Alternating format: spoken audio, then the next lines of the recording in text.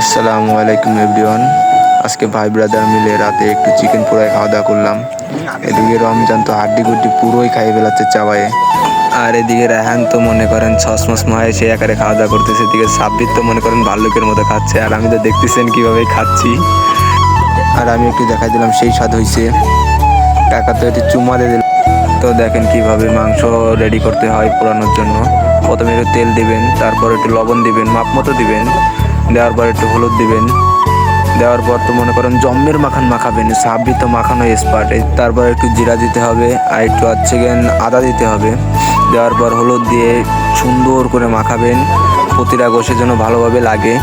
তারপর টেস্টমেস করে দেখলো একটু লবণ লাগবে, লবণ কম হয়েছে, লবণ দিয়ে তো আরও সুন্দর ফিলে যেভাবে মাখাচ্ছে দেখেন।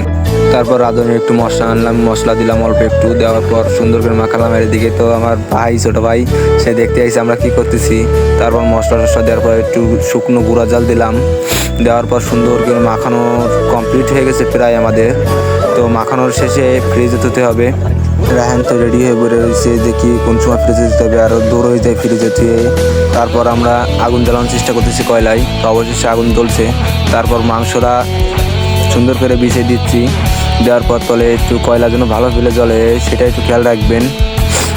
তো মাংসটা সম্পূর্ণ বিছানো হয়ে গেলে কয়লার দিকে একটু খেয়াল রাখবেন, কয়লাটা যেন ভালোভাবে পুড়ে। তো যতক্ষণ গিলে না ধরে ততক্ষণ আমরা মাংস বিছাইয়ে যাব। তো শেষ পর্যন্ত ভিডিওটা দেখুন আমরা কিভাবে মাংস পোড়াই।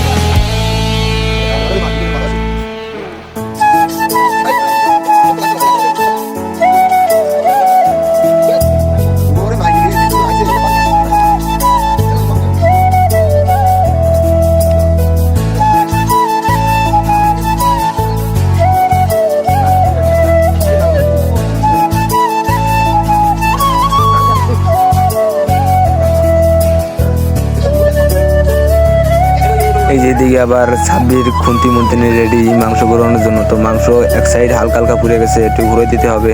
তো সুন্দর পিলে ঘুরে ঘুরে দিবেন, দেখবেন আবার যেন ঠিক থেকে না পড়ে যায়। তো সাব্বির তো খুবই এক্সপার্ট এসব বিষয়, সুন্দর সুন্দর করে ঘুরিয়ে দিচ্ছে এটা মাংস।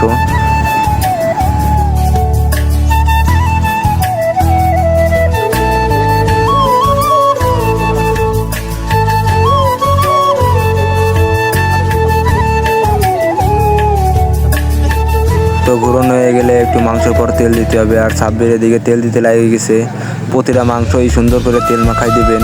তেল মাখাইলে হবে কি মাংসের স্বাদ হবে ভালো, মাংসটা একটু কম পড়বে, নাই তো কালি কালি হয়ে যাবে। তো আমরা তো এদিকে খুন্তি দিয়ে তেল মাখাচ্ছি, আসলে এটা কলার পাতার যে ডানটা আছে ওই ডানটা দিয়ে তেল মাখাইলে সুন্দর হয়। তো আমাদের কাছে সেটা নেই বলে আমরা খুন্তি দিয়েই মাখাচ্ছি। তো যখন যেটা পাই সেখন সেটাই মাখাই। এদিকে আবার সাব্বির আবার সুন্দর সুন্দর করে আবারও ঘুরিয়ে দিচ্ছে, যেন মাংস পুড়তে দেবে না ও, মানে এইসব বিষয়ে খুবই এক্সপার্ট। তো তারপর সাব্বির একটু সুন্দর করে চাইপে চাইপে দিচ্ছে, মাংস চাপলে হয় কি সুন্দর পিলে পড়ে মাংসটা। তো অবশেষে আমাদের পুরানো শেষ হয়ে গেছে। সাব্বির এদিকে মাংস উঠাচ্ছে, তো সাব্বির সুন্দর করে মাংস উঠাচ্ছে। উঠানো হয়ে গেলে একটু মাংস আছে, তো এরপরে দিতে হবে। আবার এর মধ্যে হাত দিয়ে আবার কেউ যেন খাইছে অল্প একটু। তো এই যে মাংস তো অল্প একটু অর্ধেক হবে হয়তো, অল্প কয়টা আছে মাংস। এদিকে উঠানো হয়ে গেছে, উঠানোর পর সাব্বির আবার মাংস দেওয়া শুরু করে দিচ্ছে।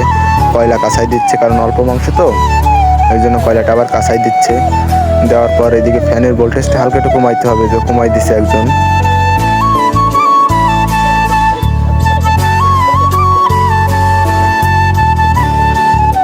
তো আমাদের মাংস পুরানো শেষ। এদিকে আমাদের কাকা, সে তো সস মস মাখায় সুন্দর করে কাটছে। আর এদিকে ইন্দা ভাই, আমার কাকা তো আবার সুন্দর, এটাও আমার কাকা হয়, এটা আমার বাবু হয়, আর এটা রায়হান, এটা সাব্বির। আর এই যে মাংস আমাদের। তো এর মধ্যে আমি না থাকলে তো হয় না, আমি একটু আমার একটু ক্যামেরার সামনে আনলাম। তো আমিও সুন্দর করে খাওয়া শুরু করে দিচ্ছি। বলতেছি এভাবে খাইস না, তো আমি একটু হাসলাম। তো মাংসটা অনেক টেস্ট হয়েছে। আর বাবু তো হাড্ডি গুড্ডি চাবাই পুরোটাই মনে করেন একাকার করে ফেলাই দিচ্ছে। আর কাকা তো মনে করেন খাইয়ে দিয়ে ভরপুর মজা নিচ্ছে। রায়হান আবার দাঁত খেলায় হালকা একটু মাংস খাইলো। তো সস মস মাখাই খাইতে একটু সুন্দরই লাগে। আর এই যে মাংসের কালারটাও অস্থির হয়েছে, খাইতে তো মনে করেন অনেক টেস্ট লাগতেছে। আর খাওয়া দাওয়ার মধ্যে তো একটু কথা না বললে হয় না, কথা না বলে আমরা থাকতে পারি না আবার। তো এই যে মাংস এই যে শেষ হয়ে গেছে। আর কাকা তো মনে করেন সেই আকারে খাইছে। আর আমি একটু সুইট মেক দিলাম, একটু সুন্দর মনে দেখাইলাম, কাকা বা সস মাসে লাভ ইউ দিয়ে দিল। তো গুড বাই সবাই।